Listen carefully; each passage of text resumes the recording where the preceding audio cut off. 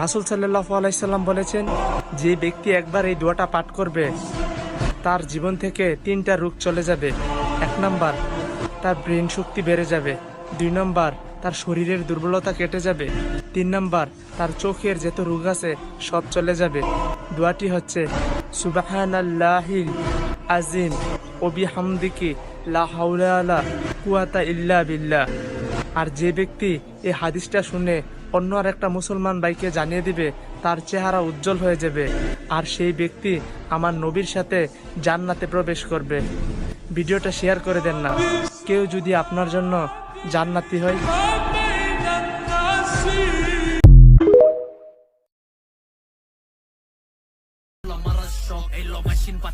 দত্তারস না কলম, আবার আঙ্গরে মারস মলম। তারে যেদিন ধরুম ওই দিন দেখা দিমু আঙ্গ গরম।